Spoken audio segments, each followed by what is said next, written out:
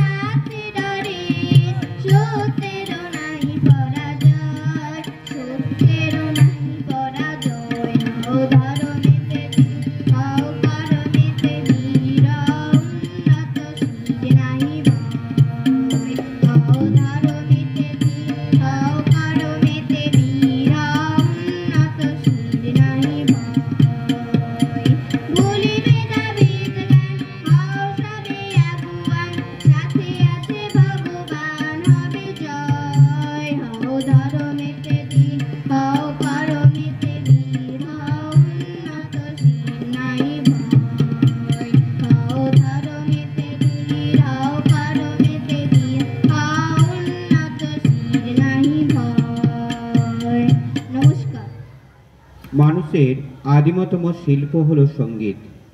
যখন অন্য কোনো উপায়ে মানুষ তার মনের ভাব প্রকাশ করতে সক্ষম হয়নি, তখনও সুরই ছিল তার প্রকাশের একমাত্র হাতিয়ার। প্রকৃতির কাছ থেকে পশু পাখির ভাষার অনুকরণে মানুষের মধ্যে সুর জেগে উঠেছিল। আদি যুগে মানুষের ভাষার বিকাশ সম্ভব হয়েছে সঙ্গীতেরই সূত্রে। চলুন এবার আমরা একটা গান শুনি ঋদ্ধিমা সাউয়ের কণ্ঠে।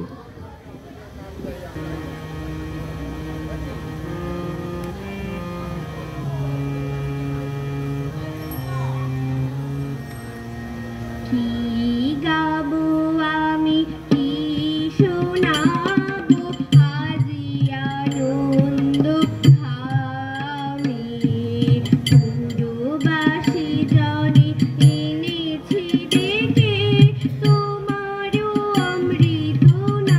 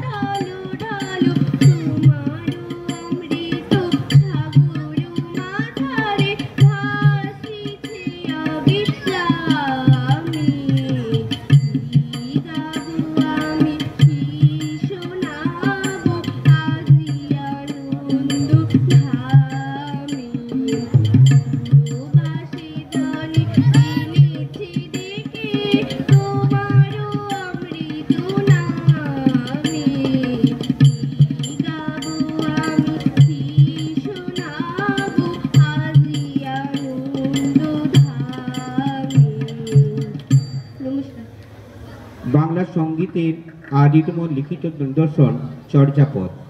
চর্যাপদ যদিও বৌদ্ধ সহজ সিদ্ধাচার্যদের সাধন প্রণালীর কথা বলে, তবুও এগুলো মূলত গান। কারণ চর্যার প্রতিটি পদের শেষে রাগের নাম আছে, যেমন ভৈরবী, গুর্জরী, দেশাক, মালসী প্রভৃতি। চর্যার যুগে সঙ্গীতের 6টি অঙ্গ দেখা যায়: স্বর ও বিরোধ, পদ, টেনক, পাঠ। চর্যাপদে পদে পরেই বাংলা গানের ইতিহাসে যার নাম উঠে আসে সে হল বড়ু চণ্ডীদাসের শ্রীকৃষ্ণ কীর্তন কাব্য। এটি মূলত নাট গীতি। এই কাব্যের প্রতিটি পদেই রাগ ও তালের স্পষ্ট নির্দেশ পাওয়া যায়। শ্রীকৃষ্ণ কীর্তন কাব্যে মোট পদের সংখ্যা 418টি এবং মোট রাগ রাগিনীর সংখ্যা 32। অনেক কথা হলো, কথার সাথে সাথে গানও চলবে। এখন গান শোনাবে সোনাল ভৌমিক, তবলায় সিদ্ধার্থ মণ্ডল এবং তার সঙ্গে আরেকটা সঙ্গত দিচ্ছেন বাজনায় প্রবীর কুমার গিরি মহাশয়। সোনাল ভৌমিকের কণ্ঠে এখন একটা গান।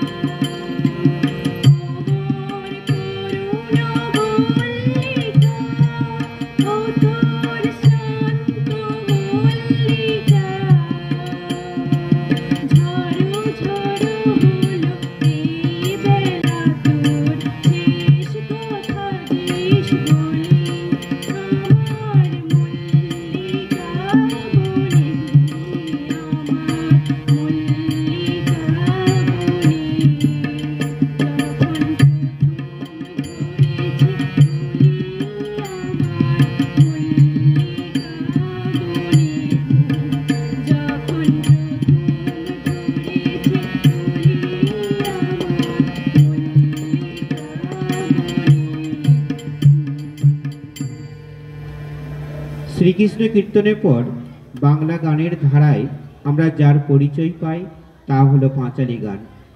সাধারণত অনুদিত রামায়ণ, মহাভারত এবং ভাগবত পাঁচালী সুরে গাওয়া হতো। পাঁচালী মূলত বাংলার লোকগানের একটা সুর। রামায়ণ মহাভারতের পাশাপাশি মধ্যযুগে বিভিন্ন মঙ্গল কাব্য যেমন মনসা মঙ্গল, চণ্ডী মঙ্গল, ধর্মমঙ্গল, লাচারী নামক লৌকিক ছন্দে গাওয়া হতো। বর্তমান যুগেও আমরা কোথাও কোথাও মনসা মঙ্গল বা শীতলা মঙ্গল গান শুনতে পাই। আর এখন আমরা মঞ্চে শুনব তৃষ্ণা ভূঁইয়ার কণ্ঠে একটি গান।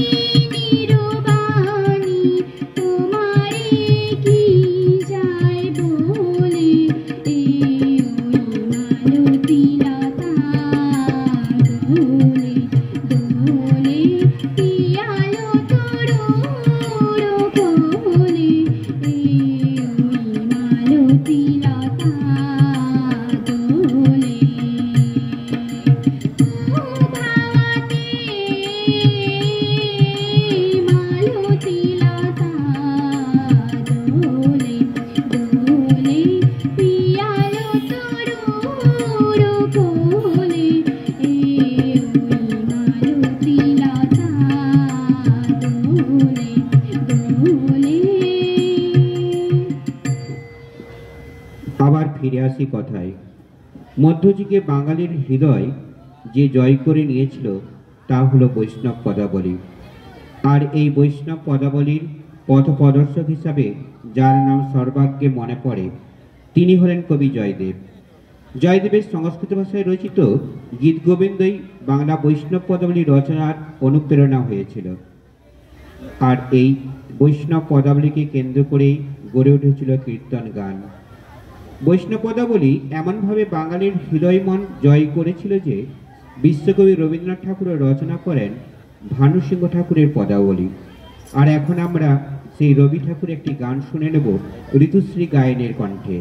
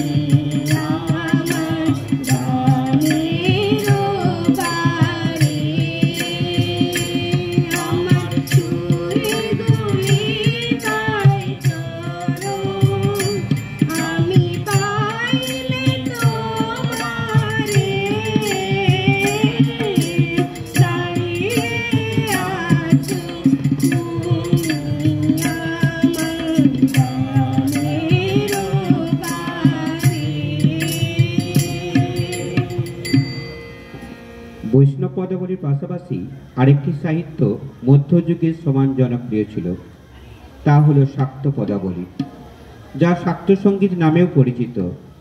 এই সঙ্গীতের প্রথম ও প্রধান কবি হলেন কবিরঞ্জন রামপ্রসাদ সেন। তার গানে রাগ সঙ্গীত ও দেশি সুর উভয়েরই প্রভাব আছে। তার সৃষ্ট গায়কী আজও রামপ্রসাদী সুর নামে খ্যাত। তার একবার ডাকরে কালী তারা বলে, এবার কালী তোমায় খাবো, মন রে কিসি কাজ জানো না, মা মায়ে ঘুরাবে কত প্রভৃতি গান প্রবাদ বাক্যের মতো বাঙালির মুখে মুখে ফিরে। আবার আসবো ফিরে কথায়। এখন একটা গান শুনি। গান শোনাচ্ছে সুস্মিতা মাইতি।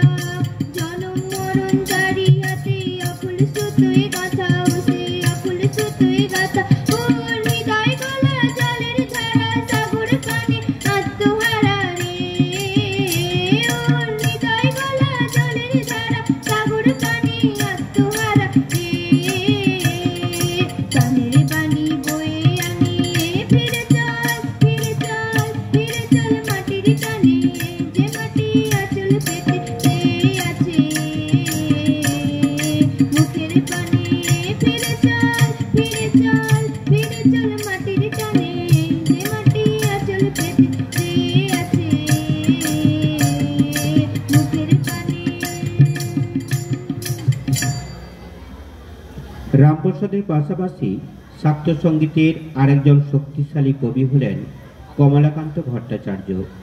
তার গানে টপ্পা গানের প্রভাব দেখা যায়। মনে করা হয় যে বাংলার টপ্পা গানের অন্যতম শিল্পী কালিদাস চট্টোপাধ্যায় বা কালী মির্জার সাথে তার ঘনিষ্ঠ সম্পর্ক থাকার কারণেই তার গানে টপ্পা গানের প্রভাব পড়েছে। পরবর্তীকালে শাক্ত সঙ্গীতের শিল্পীরা শ্যামা সঙ্গীত গায়ক নামে পরিচিত হন। আর এই কালের কয়েকজন জনপ্রিয় শ্যামা সঙ্গীত শিল্পী হলেন ভবানী দাস, মৃণালকান্তি ঘোষ, ধনঞ্জয় ভট্টাচার্য, পান্নালাল ভট্টাচার্য প্রমুখ। এখন আমরা গান শুনে নেব প্রাপ্তি মাইতির কণ্ঠে।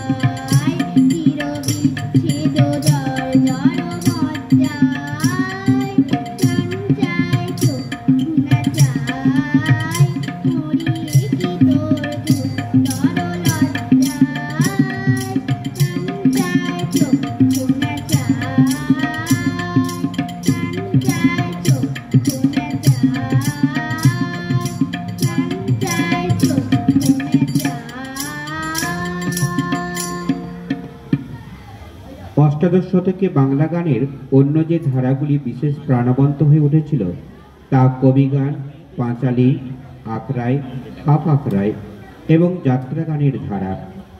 মনে করা হয় সেন রাজাদের আমলে নৃত্যগীত সহযোগে যে শাস্ত্রীয় গীতের প্রচলন ছিল তারই একটি শাখা আখড়াই নামে পরিচিত হয়েছিল। এই আখড়াই সঙ্গীতই কালক্রমে স্বভাব কবিদের জীবিকা অর্জনের উপায় হিসাবে কবির লড়াই তথা কবি গানের রূপ লাভ করে। অষ্টাদশ শতাব্দীর মধ্যভাগ থেকে ঊনবিংশ শতাব্দীর মধ্যভাগ পর্যন্ত কবি গানই ছিল বাংলার জাতীয় সাহিত্য। সে সময় কয়েকজন বিখ্যাত কবিয়াল হলেন গজলা গুই, ভোলা ময়রা, অ্যান্টনি ফিরিঙ্গি, হরু ঠাকুর প্রমুখ। আসুন আমরা এখন গান শুনি অন্বেষা বেরার কণ্ঠে।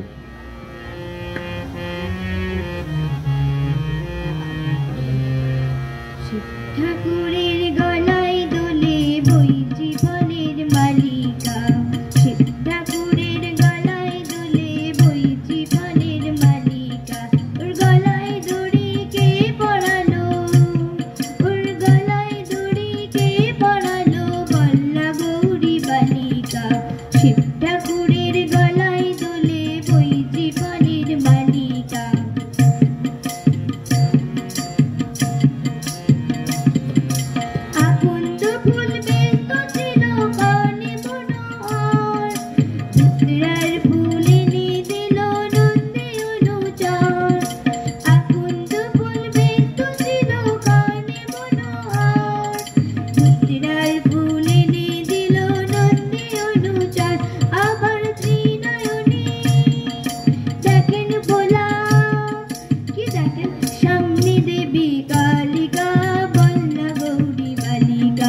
সামনে দেবী কালিকা, বল্লা গৌরী বালিকা।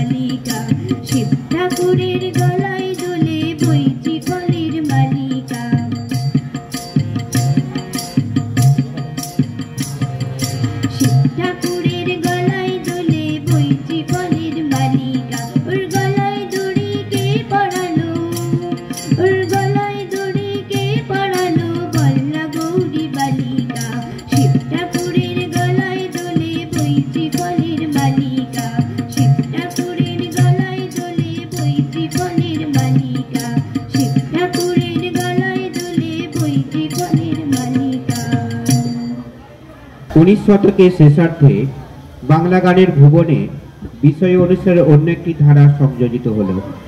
একে বলা যেতে পারে ভারত সঙ্গীত বা স্বদেশ সঙ্গীত। প্রথম স্বদেশ সঙ্গীত রচয়িতা হেমচন্দ্র বন্দ্যোপাধ্যায়। কবিতাটি হলো ভারত সঙ্গীত। পরবর্তীকালে নানান শিল্পীর স্বদেশ সঙ্গীতে বাংলার আকাশ মুখরিত হয়ে ওঠে। এখন আমরা গান শুনব অয়নজিৎ জানার কণ্ঠে।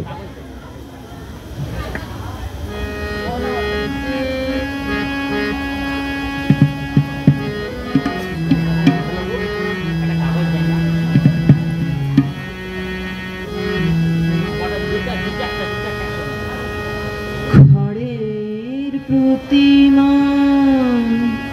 পুজিস রে তোরা, মাকে তো তোরা পুজিস নে। খড়ের প্রতিমা পুজিস রে তোরা, মাকে তো তোরা পুজিস নে। খড়ের প্রতিমা পুজিস রে তোরা, মাকে তো তোরা পুজিস নে। প্রতিমার মাঝে প্রতিমা বিরাজে, প্রতিমার মাঝে প্রতিমা বিরাজে। হায় রে অন্ধ বুঝিস নে, মাকে তো তোরা বুঝিস নে। খড়ের প্রতিমা বুঝিস রে তোরা, মাকে তো তোরা বুঝিস নে।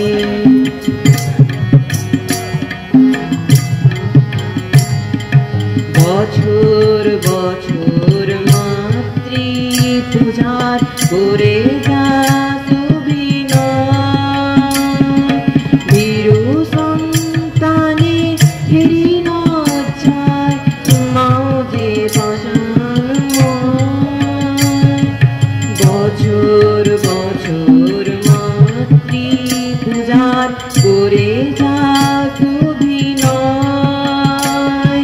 ভীরু সন্তানে হেরি নচ্ছায়, মাঝে পাশান। মাকে জিনিতে সাধন সমরে, মাকে জিনিতে সাধন সমরে। সাধক তো কেহ বুঝিস নে, মাকে তো তোরা বুঝিস নে। খড়ের প্রতিমা বুঝিস রে তোরা, মাকে তো তোরা বুঝিস নে।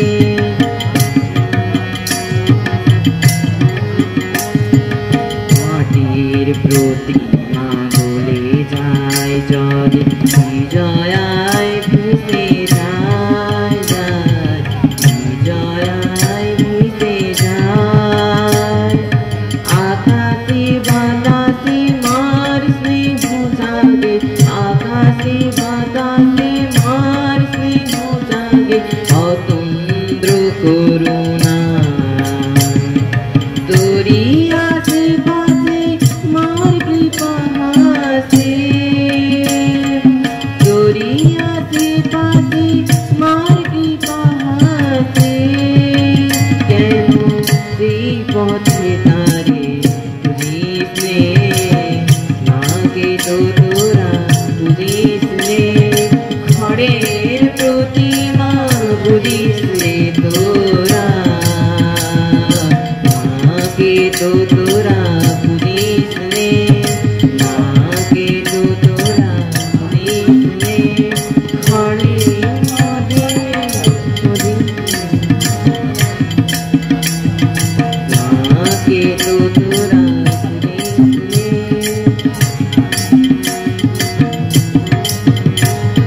প্রতিমার মাঝে প্রতিমা বিরাজে, প্রতিমার মাঝে প্রতিমা বিরাজে। হায় রে অন্ধ বুঝিস নে,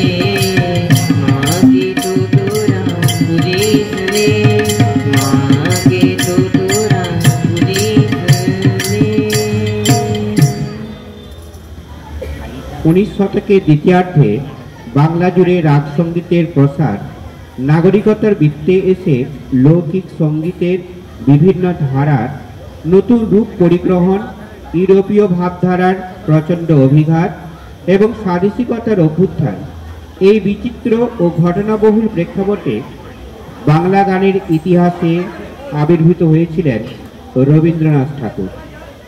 তিনি বাংলা গানে সঞ্চারীর প্রবর্তন করেন।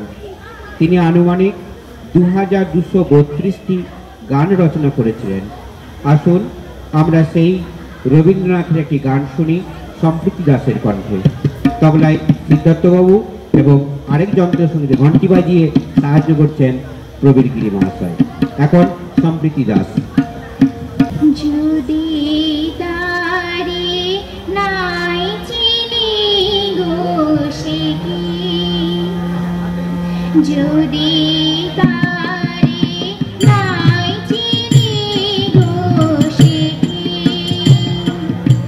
সে কি আমায় নিবে চিনি এই নব ফাল্গুনের দিনে, জানি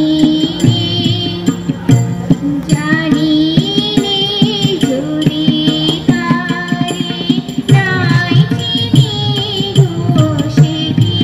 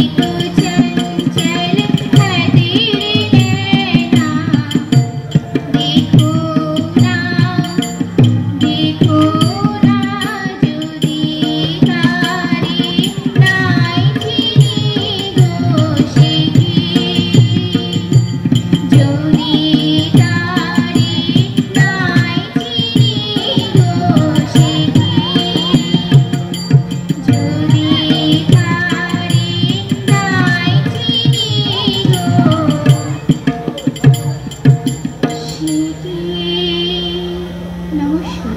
রবি